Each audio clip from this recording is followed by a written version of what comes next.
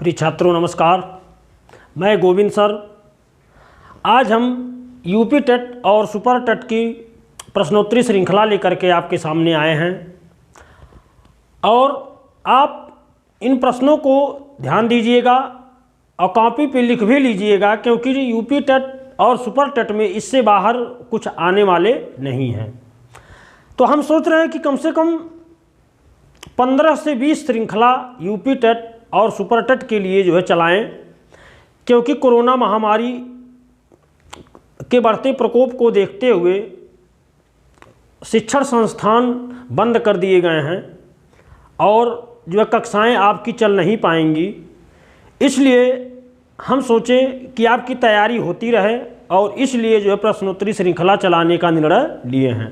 तो आइए देखते हैं आज के प्रश्न क्या हैं। तो आइए देखते हैं आज का पहला प्रश्न। हिंदी का पहला इतिहास, हिंदी का पहला इतिहास किसने लिखा? तो हिंदी का पहला इतिहास फ्रेंच विद्वान गार्सा द तासी ने लिखा। हिंदी का पहला इतिहास किसने लिखा? गार्सा द तासी ने। तासी ने इस्तवार दे ला लिटरेच्यूर एंदुई हिंदुस्तानी नाम से हिंदी साहित्य का पहला इतिहास लिखा और यह ग्रंथ जो है फ्रेंच भाषा में लिखा गया। ये बहुत ही महत्वपूर्ण प्रश्न है। आइए देखते हैं दूसरा प्रश्न। रस कलश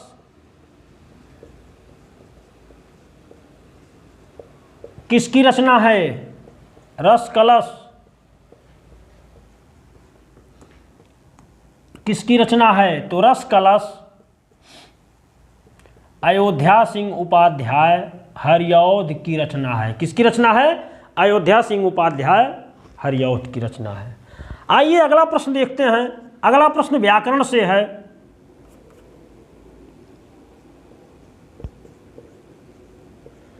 शिलीमुख किसका पर्याय है?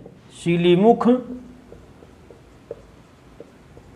किसका पर्यायवाची है? तो शिलीमुख बाण या भंवरा, ध्यान दीजिएगा, शिलीमुख बाण या भंवरा इन दोनों शब्दों का पर्यायवाची है। शिलीमुख को बाण भी कहते हैं और शिलीमुख को भंवरा भी कहते हैं। कहा गया है रावण सिर सरोज बनचारी चल रघुवीर शिली मुखधारी। आइए अगला प्रश्न देखते हैं।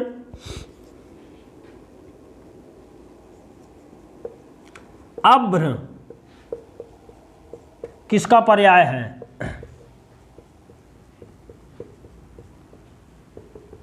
तो अभ्र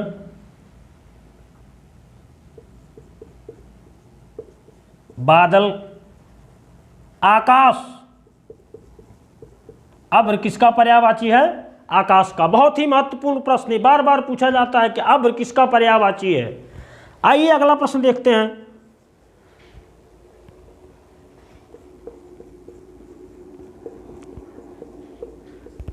विशेषण के कितने भेद होते हैं? विशेषण के कितने भेद होते हैं? तो विशेषण के 4 भेद होते हैं। कितने भेद? 4 भेद।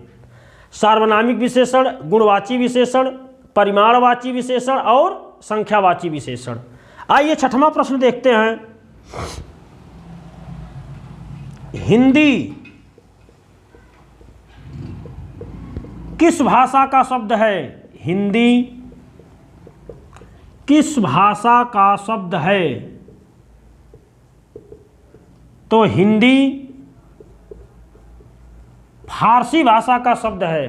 ध्यान दीजिएगा, यहां से मिलता जुलता एक प्रश्न आपको और बता दे रहे हैं कि हिंदी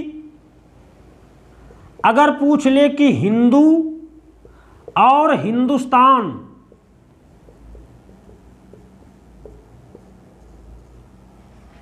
हिंदी, हिंदू और हिंदुस्तान, ये तीनों शब्द किस भाषा के हैं? फारसी भाषा के हैं। बार बार ये प्रश्न पूछा जाता है टेट में कि हिंदी किस भाषा का शब्द है, तो हिंदी जो है फारसी भाषा का शब्द है। आइए अगला प्रश्न देखते हैं, 7वां प्रश्न।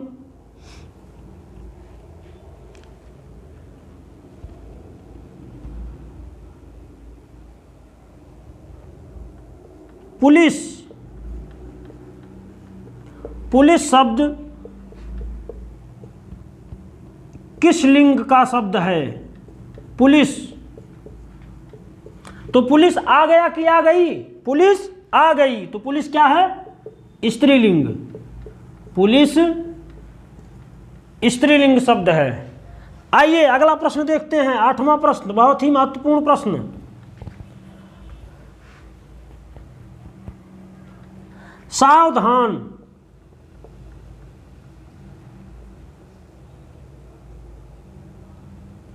सावधान मनुष्य यदि विज्ञान है तलवार। सावधान मनुष्य यदि विज्ञान है तलवार, इस पंक्ति के रचयिता कौन है? सावधान मनुष्य यदि विज्ञान है तलवार, तो इसे दे फेंक तज मोह माया के पार। ये पूरी पंक्ति है किसकी है? तो राष्ट्र कवि रामधारी सिंह दिनकर की पंक्ति है। बहुत ही महत्वपूर्ण प्रश्न है, इसको आप लोग लिखते रहिए, बार बार ये प्रश्न परीक्षाओं में पूछे जाते हैं। हमारा टारगेट है कि आप 30 में 30, सुपर टट 20 में 20, इस टारगेट को लेकर के हम प्रश्नोत्तरी श्रृंखला शुरू कर रहे हैं। आइए अगला प्रश्न, 9वां प्रश्न देखते हैं। 9वां प्रश्न हमारा है, किसे एक भारतीय आत्मा कहा गया? किसे किसे एक भारतीय आत्मा कहा गया? किसे एक भारतीय आत्मा कहा गया? तो माखनलाल चतुर्वेदी। किसे कहा गया? माखनलाल चतुर्वेदी को क्या कहा जाता है? एक भारतीय आत्मा कहा जाता है। किसे? माखनलाल चतुर्वेदी को। आइए 10वां प्रश्न देखते हैं।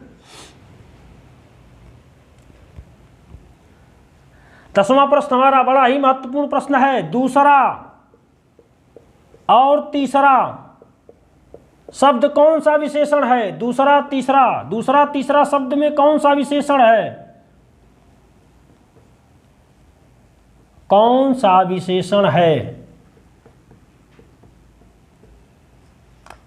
तो ये क्रमवाची विशेषण है। कौन सा विशेषण? क्रमवाची विशेषण।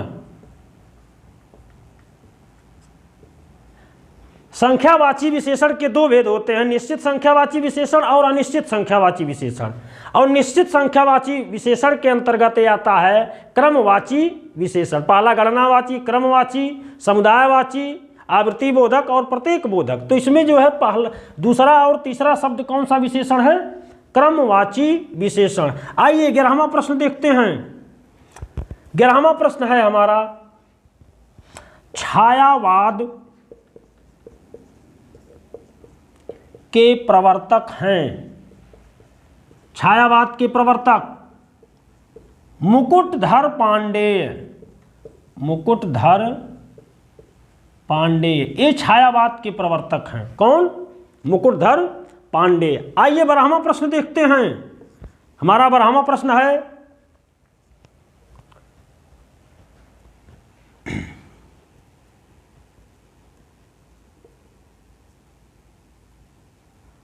समुद्र शब्द कौन सी संज्ञा है?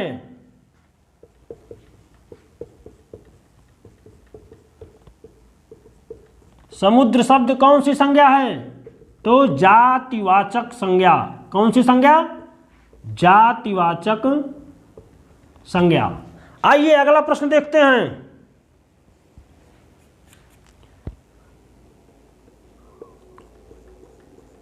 वे अविकारी शब्द, वे अविकारी शब्द जो दो शब्दों या वाक्यों को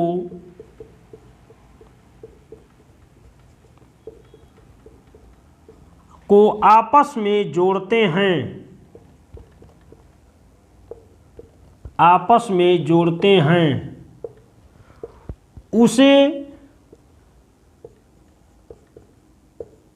कहते हैं। तो वे अभिकारी शब्द जो दो शब्दों या वाक्यों को आपस में जोड़ते हैं उसे क्या कहते हैं? समुच्चय बोधक अव्यय। क्या कहते हैं? समुच्चय बोधक अव्यय। जो दो वाक्यों और दो शब्दों को आपस में जोड़े उसे क्या कहते हैं? समुच्चय बोधक अव्यय। आइए 14वां प्रश्न।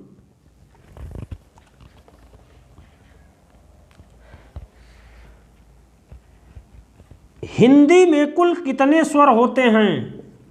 हिंदी में कुल कितने स्वर होते हैं? तो हिंदी में कुल 11 स्वर होते हैं। कितने स्वर होते हैं? 11 स्वर। आइए 15वां प्रश्न हम देखते हैं। हमारा 15वां प्रश्न है,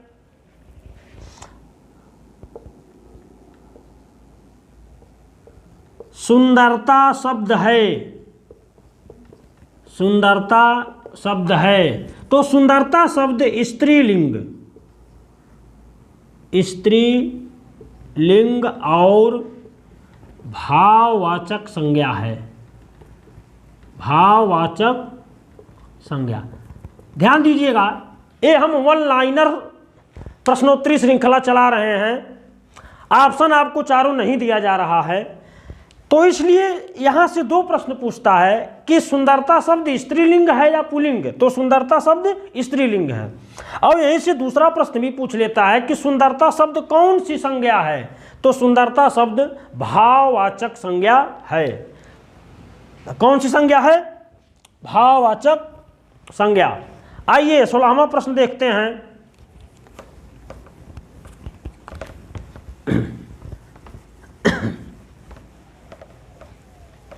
आइए कुछ व्याकरण के प्रश्न हम देंगे जिसमें ऑप्शन भी आपको देंगे।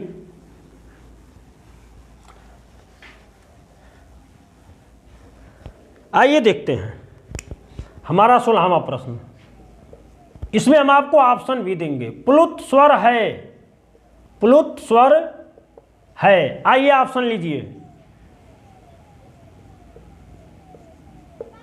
ओम, ओम, ओम, ओम। इसमें आपको बताना है कि प्लुत स्वर कौन है। प्लुत स्वर है तो इसमें बी ऑप्शन सही होगा। कौन सा? Option B. ओ लिख करके और देवनागरी का 3 और मैं, इसे प्लुत स्वर कहते हैं। इसे त्रिमात्रिक स्वर भी कहते हैं। ध्यान दीजिएगा। आइए अगला प्रश्न देखते हैं। कौन सा शब्द, कौन सा शब्द विशेषण नहीं है? कौन सा शब्द विशेषण नहीं है? आइए यहां भी हम आपको ऑप्शन देंगे। कौन सा शब्द विशेषण नहीं है? आइए देखिए। सुंदर,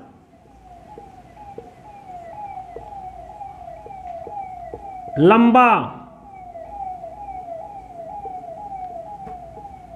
भीरू,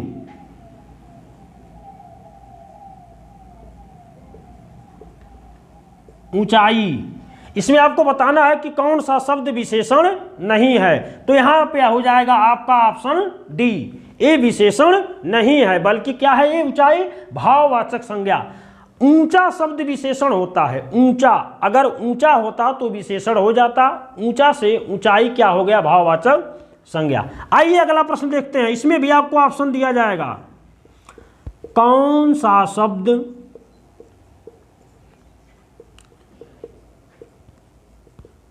अरबी है?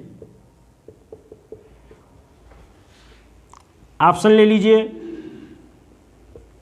चीनी, किताब, सी ऑप्शन है तौलिया, डी ऑप्शन है फीता। इसमें आपको बताना है कि कौन सा शब्द अरबी है, तो ध्यान दीजिएगा, किताब अरबी शब्द क्या है, किताब किस भाषा का शब्द है, अरबी भाषा का शब्द। आइए 19वां प्रश्न देखते हैं, लिंग किस भाषा का शब्द है, लिंग किस भाषा का शब्द है, किस भाषा का शब्द है। आइए इसमें भी आपको ऑप्शन दिया जाएगा, हिंदी,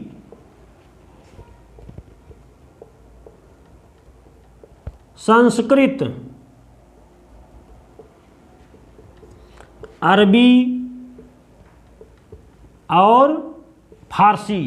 तो इसमें पूछा जा रहा है कि लिंग किस भाषा का शब्द है, तो लिंग संस्कृत भाषा का शब्द है, जिसे कहते हैं चिन्ह या निशान। लिंग का शाब्दिक अर्थ क्या है, चिन्ह या निशान, और लिंग किस भाषा का शब्द है, तो संस्कृत का शब्द है। आइए 20वां प्रश्न हम देखते हैं। बहुत ही अच्छी प्रश्नोत्तरी श्रृंखला चल रही है, आप लोग ज़्यादा से ज़्यादा वीडियो को शेयर करते रहिए ताकि और लोग भी इसका लाभ उठाएं। इस कोरोना महामारी में घर खाली बैठने से अच्छा है कि आप लोग प्रश्नोत्तरी श्रृंखला ही देखते रहिए, इससे आपकी तैयारी होती रहेगी। आइए 20वां प्रश्न है हमारा, कौन सा कवि आदिकाल का नहीं है, कौन सा कवि आदिकाल का नहीं है। ऑप्शन लीजिए, अमीर खुसरो, ये सब ऐसे प्रश्न हैं कि बिना ऑप्शन दिए नहीं हो पाएगा। अमीर खुसरो, चंद बरदाई, चंद बरदाई, कबीर दास,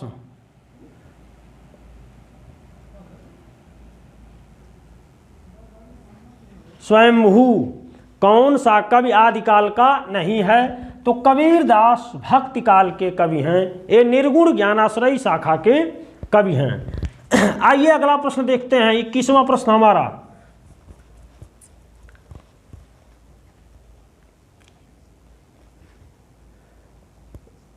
अजगर करे न चाकरी, पंछी करे न काम,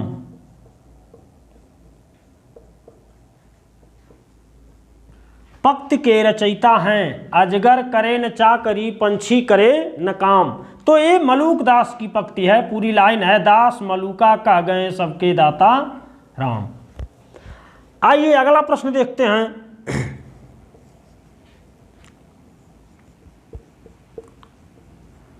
अवधू मन चंगा, बहुत ही महत्वपूर्ण प्रश्न, अवधू मन चंगा तो कठौती में गंगा। दो प्रश्न है, दोनों प्रश्न हम लिख देते हैं तब आप उत्तर देखिएगा। अवधू मन चंगा तो कठौती में गंगा। एक 23वां प्रश्न है, मन चंगा तो कठौती में गंगा। ये दोनों मिलते जुलते हुए प्रश्न हैं, केवल एक शब्द का अंतर है अवधू का। अवधू मन चंगा तो कठौती में गंगा, यदि ये प्रश्न आ जाए तो ये गोरखनाथ की पंक्ति है। किसकी पंक्ति है? गोरक्षनाथ की। और मन चंगा तो कठौती में गंगा, ये रैदास या रविदास की पंक्ति है। इन्हीं रविदास की एक पंक्ति पिछले साल यूपी टेट में पूछा गया था, प्रभु जी तुम चंदन हम पानी। पंक्ति किसकी है? आइए अगला प्रश्न देखते हैं, 24वां प्रश्न।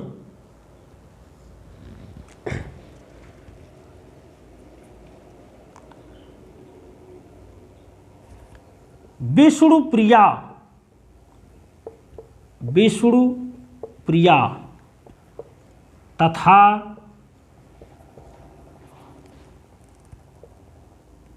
विष्णु प्रिया तथा साकेत किसकी रचना है? साकेत किसकी रचना है? तो ए मैथिली शरण गुप्त की, अर्थात गुप्त जी की रचना है विष्णुप्रिया और साकेत। आइए 25वां प्रश्न हमारा और इस श्रृंखला का अंतिम प्रश्न है ये।